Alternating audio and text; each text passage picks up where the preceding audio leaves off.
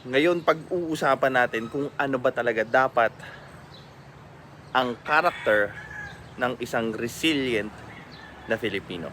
This is Pinoy Extreme. Let's do this!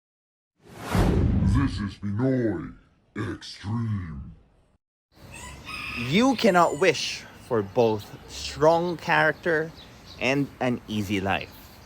The price of each is the other. There's something wrong with how we view resiliency. Somehow, yung definition natin ng resiliency is yung ginagawa natin ng paulit-ulit and hoping na yung paulit-ulit na yon would actually propel us to success. Kaya ang ending, yung effort natin doon sa part or isa sa karakter ng pagiging resilient, which is yung pagiging matiisin, is being performed in a slightly different manner. Because what you should be doing there is not repeating the actions that you already found to be ineffective. Kaya tayo nababrand na toxic Filipino resiliency is that paulit-ulit nating ginagawa yung isang action, kapalit nun thinking na magbabago yung buhay natin. Pero if you keep on doing the same thing, you would get the same results. Okay, this is one of the best example. Isang minimum wage earner, maybe teller, guard, or kahit tricycle driver, kung ano, bumili kayo, any. Now, they have realized yung sitwasyon nila, naghihirap ako. So, ano kayang pwede kong gawin para hindi na maghirap? Una, pwede sila mag-try mag-OT, 'di ba? More productivity, more money. And yes, marirealize din nila na it will bump up their income, but it's not going to be enough. Now, dito na nagkakaiba yung bawat Pilipino when it comes to the understanding of what resiliency is. Now, yung unang Pilipino, which is pangalanan nating Filipino virtue signaler, would keep on doing what they are doing. I mean, diligently, honestly, passionately. They will keep on repeating that. Now, of course, if you keep repeating that, again, the same thing yung makukuha mo. Now, hindi naman siya pareho nung pagod. Bakit? Kasi, yung frustrations mo doon sa ginagawa mo since paulit-ulit nga and you don't know why it's not working. Bakit nandun ka pa rin sa sitwasyon na yon? So, along doon sa pagod mo, yung frustrations mo doon sa pangyayari kung bakit nandun ka pa rin, tumataas. Now, eto na. May mga taong darating sa buhay mo na kung saan sasabihin nila, hindi ikaw yung problema. Hindi ikaw yung may pagkukulang. In fact, napaka-perfect mo. Ang may mali dito sa pangyayari na to ay yung ibang tao.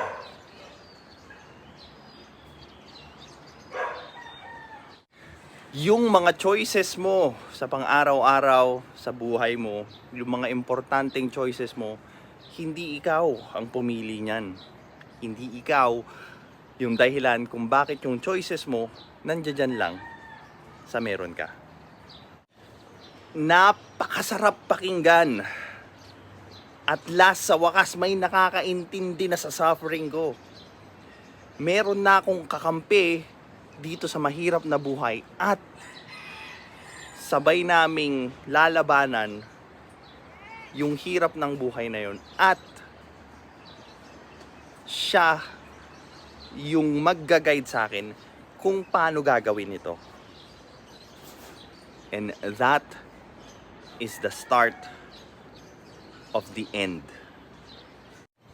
Hinayaan mo na kung paano yung ibang tao ang magja-judge ng kung paano mo na-perceive ang buhay.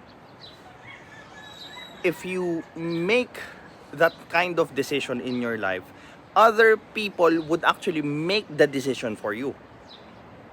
Other people are going to interpret what is happening to you, and they will be able to make you or influence you into acting into such actions.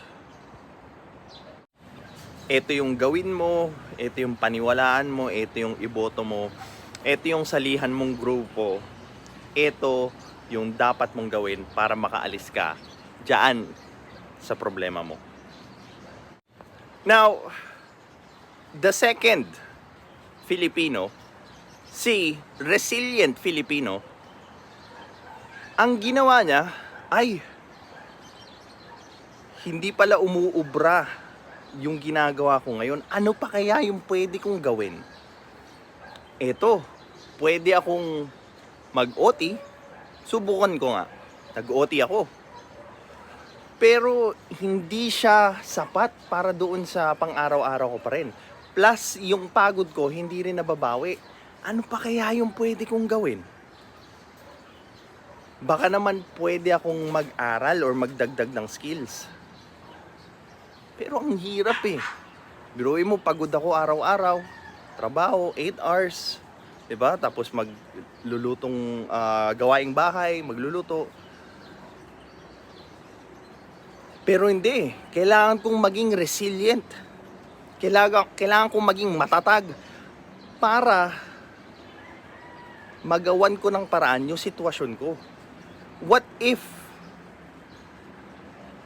kailangan kong magsakripisyo para makuha ko yung gusto ko? Ano lang ba yung meron ako ngayon? Ano lang ba yung resources na marami ako ngayon? Oras? Energy? Oo nga. Para bukod sa nag-iinom ako, bukod sa nagsusugal ako, dumadampot ako ng libro or nagbabasa ako or natututo ako ng skills na pwede kong magamit at matignan kung iaangat ba ako nun sa kahirapan. Ang baba naman ng ani ngayon. Ano kayang pwede kong gawin para tumaas yung yield ng mga crops ko ngayon? Pwede akong mag-aral. May mga courses na ino-offer yung ibang grupo, yung gobyerno, yung LGUs, na pwede kong kunin para gusto kong makita kung gagana ba yung tinuturo nila or hindi doon sa sitwasyon ko. E di pag hindi, magpalit. Subukan natin yung ibang paraan. Mahirap ba? Oo, mahirap, of course. Wala namang madali sa buhay. Pero na-miss ko na kasing pumarty sa mga kabarkada ko. Makipag-inuman tuwing weekends, magsaya, magpahinga. Pero sayang kasi ang oras eh. Diba? I mean, mapapahinga ka, oo. Pero magiging ganun pa rin naman yung state that you save yourself from. Instead na mag-party na lang ako, or magsaya ako, or magpahinga ako, kung kailan naabot ko na yung goals ko.